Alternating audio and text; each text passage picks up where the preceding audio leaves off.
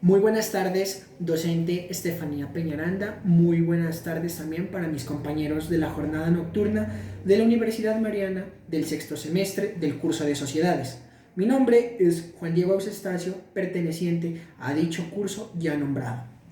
El tema que hoy nos compete para hablar es un tema demasiado importante, como lo es la responsabilidad societaria dentro de las SAS y las causales para que se configure dicha responsabilidad. Cabe resaltar que este tipo societario está regulado por una norma especial, que es la Ley 1258 de 2008. Para empezar a hablar, tenemos que partir de la definición y de la regla general de dicha norma plasmada en el artículo primero, que nos habla que por regla general es que el riesgo de los accionistas únicamente se limita al capital aportado. Existe limitación del riesgo o división patrimonial entre los socios y la sociedad. Cabe resaltar que se trata del reconocimiento de personas jurídicas y del derecho de los accionistas únicamente a mantener su responsabilidad limitada.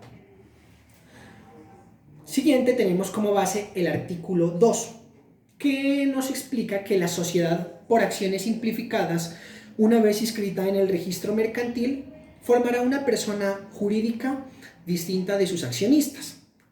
Cabe resaltar que tampoco existe esta obligación solidaria ni siquiera en obligaciones de tipo fiscal.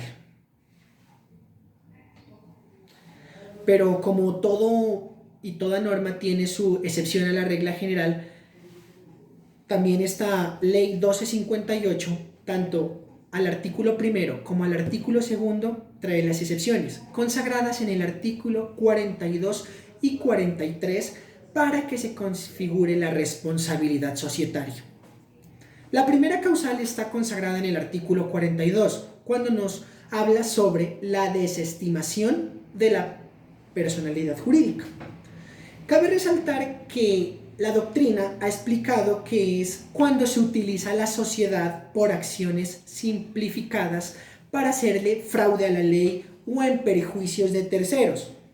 Los accionistas y los administradores que hubieran realizado, participado en dicho defraudamiento o en estos actos contrarios a la ley responderán solidariamente por las obligaciones nacidas y por los perjuicios causados. Un claro ejemplo es cuando la sociedad es utilizada para eludir restricciones normativas, utilizar de forma indebida el velo corporativo, también la declaratoria de la nulidad de los autos defraudatorios es competencia de la Superintendencia de Sociedades mediante el procedimiento verbal sumario. Cabe resaltar que todos los accionistas tienen el deber de obrar en buena fe y también de manera fiel a la sociedad. Después tenemos algo muy importante consagrado en el artículo 43, que es el abuso del derecho. Entonces, para entender este artículo, leeré su primer parágrafo. Los accionistas deberán ejercer el derecho de voto en el interés de la compañía.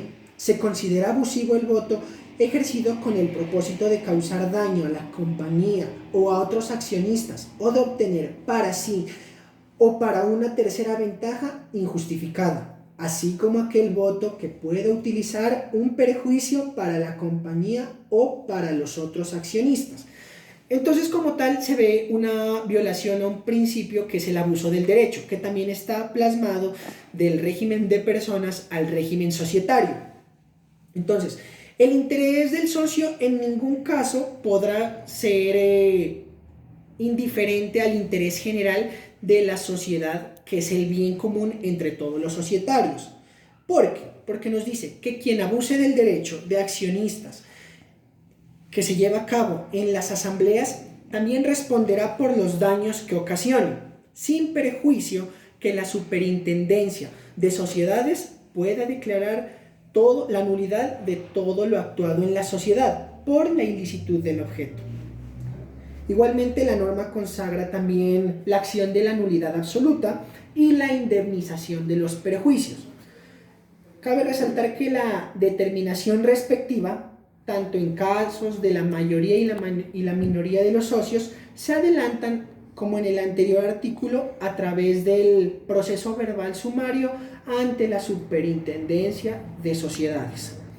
Por lo tanto, estas son las dos figuras que se consagran en la Ley 1258 para que los socios no respondan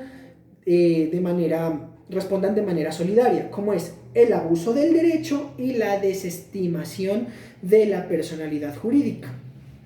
La Corte Constitucional reconoció en la sentencia C-090 del año 2014 de dotar a la empresa y la economía de una herramienta más ágil y flexible para el desarrollo económico de nuestro país, por la composición y el funcionamiento de nuevos tipos societarios. Esta norma, la Ley 1258, ha sido muy demandada porque considera a las personas que es inconstitucional en el momento de proteger los derechos de los trabajadores.